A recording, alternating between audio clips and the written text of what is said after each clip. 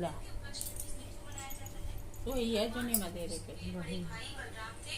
अब देखो तेजी के ले इसी कारण इन्हें हल्दी कहा जाता है। भाद्रपद मास के कृष्ण पक्ष की षष्ठी तिथि के दिन हलछठ का त्योहार और बलराम जयंती भी मनाई जाती है।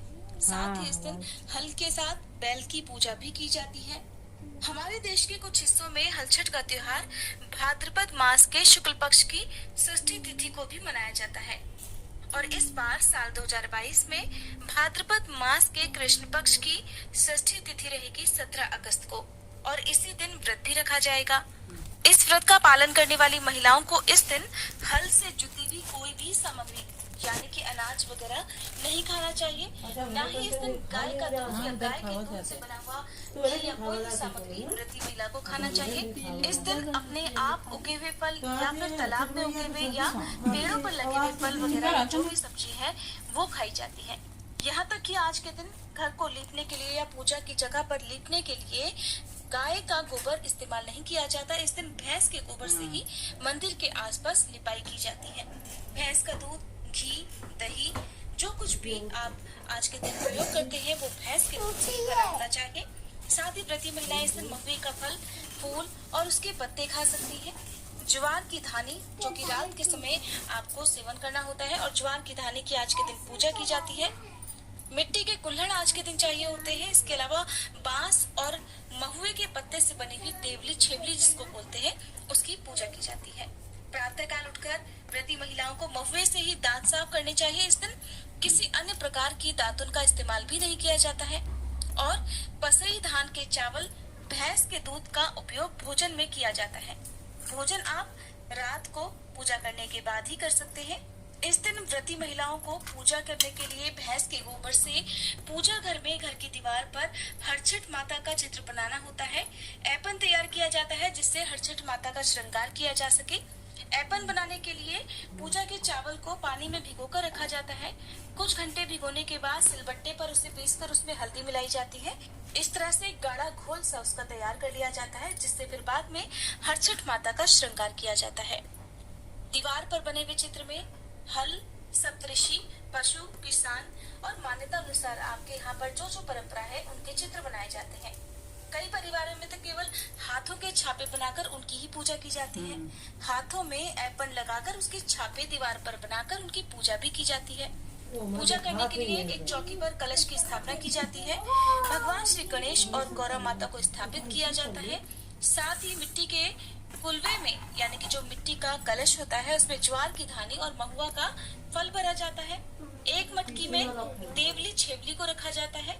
सबसे पहले कलश की पूजा करके भगवान श्री गणेश और फिर माँ गौरा की पूजा की जाती है। फिर हरछठ माता की पूजा की जाती है।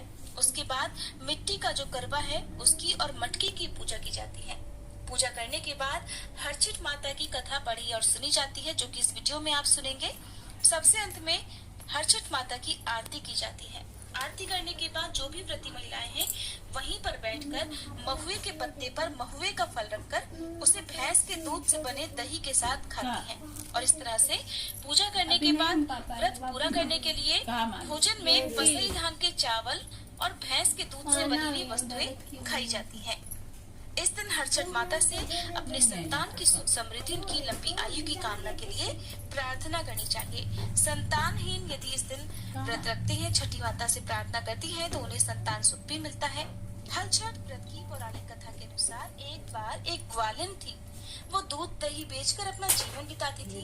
एक बार जब वह गर्भवती हुई और उसका 9वां महीना चल रहा था तब उस स्थिति में भी वह दूध बेचने जा रही थी क्योंकि उसके परिवार में कोई और नहीं था जो उसकी जगह पर दूध बेचने जा सके। सर पर दूध की मटकी रखे हुए जब वो जा रही थी तभी उसे रास्ते में जोरों से प्रसव का दर्द शुरू हो गया। वो पास में ही एक पेड़ के नीचे बैठ गई जहाँ उसने एक पुत्र को जन्म दिया। ग्वालिन को दूध खराब होने की चिंता थी, इसलिए उसने अपने नवजात पुत्र को पेड़ के नीचे सुला दिया और वो जल्दी जल्दी गांव में दूध बेचने चली गई। उस दिन छठ का व्रत था।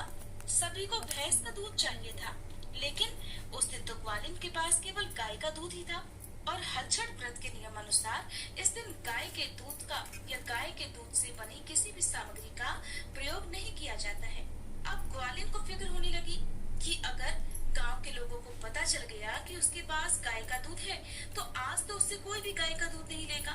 और इस तरह उसने लालच में आकर झूठ बोल दिया और सभी को भैंस का दूध बताकर पूरा गाय का दूध बेच दिया। उसकी इस हरकत से छठी माता क्रोधित हो गई और उसके पुत्र के प्राण हर लिए। जब ग्वालिन दूध बेचकर वापस उसी पेड़ के पास आई तो उसने देखा कि उसका नवजात शिशु तो मृत पड़ा हुआ है। अब उसे अपनी करनी पर बहुत दुख हुआ और उसने गांव में जाकर सभी के सामने अपनी गलती को, अपने अपराध को स्वीकार कर लिया। सभी से पैर पकड़कर क्षमा मांगी। उसको इस तरह से विलाप करता देख सभी ने उसे क्षमा कर दिया, जिससे हलछठ माता प्रसन्न हो गई और उसका पुत्र फिर से जीवित हो गया। तब से ही कहा जाता है कि पुत्र की लंबी आयु के लिए छठ माता का व्रत और इस दिन पूजा की जाती है। कहते हैं कि जब भी बच्चा पैदा होता है तब से लेकर 6 मास तक केवल छठी माता ही बच्चे की देखभाल करती है, उसे हंसाती है, उसका पूरा ध्यान रखती है। इसलिए हर छठ माता को बच्चों की रक्षा करने वाली माता भी कहा जाता है।